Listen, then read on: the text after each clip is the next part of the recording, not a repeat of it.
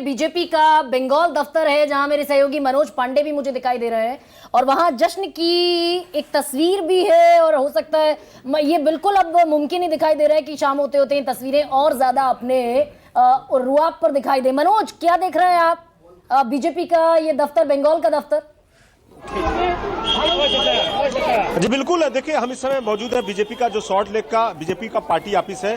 किस तरह से देखिए पूरा गिरुआमय हो गया है, जो एक दूसरे को लोग यहाँ पे किस तरह से गुलाल लगा रहे हैं, मिठाइयां बांट रहे हैं। आप साफ तौर पे देखें कि बीजेपी के जो कार्यकर्ताओं में एक तरह से खुशी की लहर है। बीजेपी जिस तरह से लगातार बढ़त बना रही है, बढ़त के साथ साथ देखिए किस तरह से कार्यकर्ताओं में एक तरह से कहें कि जश्न का माहौल है। हम सीधा बात करेंगे, दादा क्या कहेंगे जिस तरह से देखें कि आज आप लोग यहाँ पे एक तरह से जश्न मना रहे हैं और वाकई आज बीजेपी के लिए एक तरह से खास दिन है। खास दिन मतलब खास दिन है। अभी 200 पार हो गया, 200 पार हो गया, 5 बजेगा तो कितना आगे जाएगा थोड़ा देख लेगा। देखिए क्या कहेंगे, ये देखिए बाकायदा यहाँ पे किस तरह से एक दूसरे को सेलिब्रेशन कर रहे हैं, गले मिल रहे हैं। वाकई बीजेपी के लिए आज का दिन बेहद अहम खास है, इसलिए क्योंकि बीजेपी के तमाम जो कार्यकर्ता थे लगातार संघर्ष कर रहे थे। पहली बार इस तरह के बीजेपी को जीत मिली है। वाकई देखिए कि किस तरह से यहाँ पे लोग हैं, एक तरह से गुलाल उड़ा रहे हैं। और वाकई दादा क्या कहेंगे आज का जो जीत है, आप जीत के ऐतिहासिक जीत है, पश्चिम बंगाल की जीत है। दादा जिस तरह से देखें कि महिलाएं एक तरह से कहीं न कहीं आप लोग महिला सुरक्षा की बात उठा रहे थे, महिलाओं का भरपूर समर्थन मिला है इस बार। इस चुनाव में हर एक वर्ग का भारतीय जनता पार्टी को समर्थन मिला है। ये एक ऐतिहासिक जीत है भारतीय जनता पार्टी के लिए, एक ऐतिहासिक जीत है। देखिए एक दूसरे को लोग हैं बधाइयां दे रहे हैं। वाकई क्या कहेंगे आज के दिन जो सेलिब्रेशन आप लोग मना रहे हैं, बड़ा संघर्ष के साथ में बीजेपी कार्यकर्ताओं के देखिए 2021 में लग रहा था कि चुनाव जीतेगी आएगी और 26 में कहीं न कहीं बढ़त मिली है। वाकई एक तरह से लग रहा है कि खुशी का माहौल है। एक ही सिंपल लाइन है, देर आए दुरुस्त आए। हम लोग को लेट समझ में आया यहाँ के जनता को, लेकिन समझ में आया यही जरूरत थी। क्या लग रहा है कि SIR यदि नहीं होता, लोगों के नाम नहीं करते, तो क्या बीजेपी को आज ये ऐसा माहौल नहीं बन पाता? फिर SIR का कितना महत्व देख रहे हैं आप लोग? SIR की रेलेवेंस तो जरूर था, लेकिन बाकी पूरी पार्टी ने बहुत एफर्ट्स लगाए हैं, बहुत सारी चीजें हैं। बिल्कुल, देखिए अब झंडा वाकई बुलंद हो रहा है। क्या कहेंगे आज का दिन आप लोग कैसे सेलिब्रेशन कर रहे हैं? एक तरह से ऐतिहासिक दिन है बीजेपी के लिए। ये बहुत लंबा संघर्ष दिन है और परिवर्तन आया है, पलटानो दरकार। चाहे बीजेपी सरकार आ गया हमारा यहाँ पे, और हम चाहते हैं कि यहाँ पे शांति बना रहे, जॉब आए, चाकरी मिले लोगों को, और यहाँ पे जो ममता का गुंडागर्दी चल रहा था वो अब बंद हो। वाकई देखिए लोगों को रोजगार मिले। बिल्कुल मनोज, और वो टेली भी मैं आपको दिखा रही हूँ, ये तस्वीरें हैं, जॉब्स की बात होने लगी है। इसमें कहीं कोई दो मत नहीं है कि ममता बनर्जी के खिलाफ 15 साल की जो एंटी इनकम्बेंसी थी उसमें कुछ मुद्दे थे। वो 1500 रुपए बेरोजगारी भत्ता जो ममता बनर्जी ने ऐलान किया था, 84 लाख युवाओं ने with in very few days 84 lakh बेरोजगारों ने उसमें अपना रजिस्ट्रेशन कराया।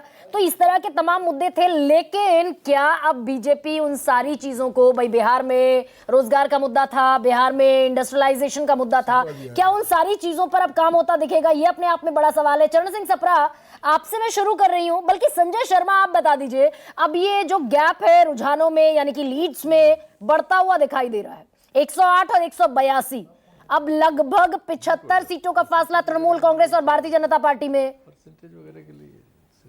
मेरे ख्याल से जैसे मतगणना आगे आएगी कुछ इसमें डिफरेंशिएट हम देखना चालू कर देंगे। अभी 4 से 5 राउंड की मतगणना हुई है, और राउंड जैसे जैसे आएंगे कुछ इनकी बढ़ती हुई सीटों में कमी आएगी और कुछ हम इंक्रीज करेंगे।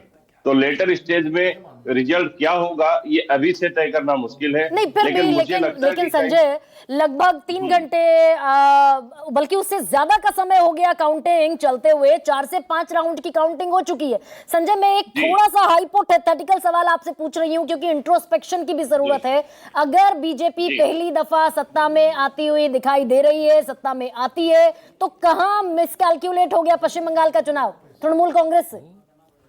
ये मिसकैलकुलेट की बात नहीं है कि 2024 लोकसभा चुनाव हारने के बाद भारतीय जनता पार्टी ने जिस पद्धति से चुनाव आयोग के माध्यम से महाराष्ट्र, बिहार जैसे राज्यों को जीता, यहाँ भी वही प्रक्रिया अपनाई गई। इतने लंबी संख्या में जो मतदान वोटर लिस्ट से नाम काट दिए गए, कहीं ना कहीं उनका भी एक बड़ा रोल है। या और फिर ये हो गया, या फिर ये भी हुआ संजय शर्मा कि हमने पूरा कैंपेन अपना एसआईआर पर कैरी फॉरवर्ड किया, 90 लाख वोट कट गए, इस पर कैरी फॉरवर्ड किया, सुप्रीम कोर्ट पहुंच गए, और वो जो एंटी इनकम्बेंसी में बेरोजगारी मुद्दा था, महिला सुरक्षा मुद्दा थी, नौकरी, ये सारे मुद्दे हम खुद अंडर द कारपेट लेकर चले गए। हमको लगता है कि इन जिन मुद्दों की आप बात कर रही हैं, इन मुद्दों पर हम भाजपा शासित राज्यों से बहुत अच्छा काम ऑलरेडी कर रहे थे, और जहां काफी लंबे समय से भारतीय जनता पार्टी की सरकारें हैं, हम उनसे अच्छी परफॉर्मेंस दे ही रहे थे। नहीं, आपने तो ये कहा ना दरअसल कि आप ममता बनर्जी को एक सबसे बड़े चेहरे के तौर पर प्रोजेक्ट करते रहे राज्य में। क्या वही ममता बनर्जी का चेहरा अब वोटर्स ने कहा कि अब ममता बनर्जी नहीं चाहिए, उनके खिलाफ वोट पड़ा या उनके पक्ष में वोट पड़ा, और अगर 185 बीजेपी लाती हुई दिखाई दे रही है, यानी ममता बनर्जी के अगेंस्ट वोट पड़ा? देखिए, ये बातें कहने का समय अभी भी नहीं आया है। मुझे नहीं लगता है कि दीदी ममता बनर्जी के अगेंस्ट में बंगाली जनमानस की कोई भावना रही। ये एसआईआर की प्रक्रिया जो हुई, और एसआईआर को हमें लीड इसलिए करना पड़ा कि 200 प्राणों की आहुति एसआईआर प्रक्रिया में गई है, आहुतियां दी है लोगों ने। और आज जो सीन हम देख रहे हैं कि इतनी लंबी संख्या में वोटर लिस्ट से नाम काटे गए, और तो और लॉजिकल डिस्क्रिपेंसी के नाम पर जो 27 लाख लोगों को वोट देने से वंचित कर दिया गया, ये सब हम देख रहे हैं। कहीं ना कहीं इनका परिणाम भी इनमें झलकता हुआ, दिखता हुआ प्रतीत होता है। लेकिन संजय, मैं फाइनल टैली आपसे पूछ रही हूं, अभी लगभग 12:12 का वक्त है। मुझे फाइनल टैली आपके हिसाब से तृणमूल कांग्रेस का अभी भी क्या गणित है, क्या कैलकुलेशन है, कितनी सीटें आप मैक्सिमम निकाल कर ले जा रहे हैं वेस्ट बंगाल में? हमको लगता है कि और 5 से 7 राउंड की काउंटिंग के बाद हम एक अच्छी जगह पर आने की चांस हमारी है। अभी भी डिफरेंस अभी भी वोटर लिस्ट में कोई बहुत ज्यादा डिफरेंस नहीं है। हम और 50 से 55 सीटें हमें और आनी चाहिए। हमारा जो अकाउंट है, हमारा जो हिसाब है उसी। अच्छा, 50 से 55 सीटें, और अगर 55 सीटें और मान लीजिए तो 160 पर टीएमसी की टैली खड़ी होती है। शीतल जी, इस बाबत क्या कोई अपडेट दिखाई दे रहा है? वो जिस वोट परसेंटेज की हम बात कर रहे थे, 48% पिछली बार 48.5 टीएमसी का था, 38.5 बीजेपी का वोट शेयर था, और वो 38.54% से हुआ 10 साल में।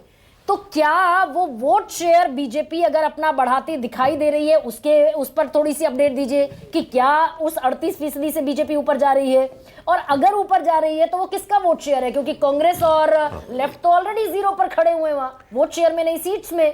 नहीं, लेकिन कांग्रेस और लेफ्ट दोनों मिलके इस समय 6% भी वोट नहीं पा रहे हैं, तो 4% वोट तो उनका जा रहा है। और दूसरी तरफ ये जो तृणमूल है वो भी नीचे आ रही 6%, तो इसमें से भी वोट बीजेपी में जा रहा है। तो दोनों तरफ से बीजेपी को मिल रहा है वोट, और बीजेपी 46% के आसपास पहुंच गई है, और मतलब लगातार बढ़ रही है वो। तो हो सकता है कि वो जो तृणमूल को वोट मिला था वहां वो पहुंच जाए, और तृणमूल वहां आ जाए जहां बीजेपी को वोट मिला था, या कम से कम 40%, 41 तक आ चुकी है तृणमूल, 41 कुछ तक।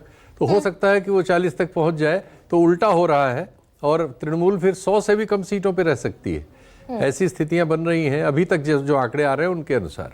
अच्छा शीतल जी, इसमें जो सबसे बड़ा स्पेक्यूलेशन है अब, क्योंकि 12, सवा 12, साढ़े 12 तक अमूमन तस्वीर साफ हो जाती है, लेकिन वेस्ट बंगाल थोड़ा सा डिफरेंट केस इसलिए है क्योंकि इलेक्शन कमीशन ऑफ इंडिया बहुत सारी कॉन्स्टिट्यूएंसीज के आंकड़े अभी नहीं दे रहा है। कुल मिलाकर मैं ये मान लूं कि यही तकरीबन तस्वीर आगे बढ़ती हुई दिखाई देगी, या फिर इसमें कोई रद्दोबदल हो सकता है? नहीं, बहुत हो सकता है, क्योंकि ट्रेंड एक तरफ बढ़ता चला जा रहा है प्रतिशत। उसमें कभी ऐसा नहीं हुआ कि 2 राउंड या 3 राउंड के बाद कोई नीचे आया हो, और वो लगातार 42 से 46 तक पहुंचा है जब से हम लोग देख रहे हैं लगातार। और दूसरी ओर तृणमूल का कम होता जा रहा है जितने राउंड बढ़ रहे हैं।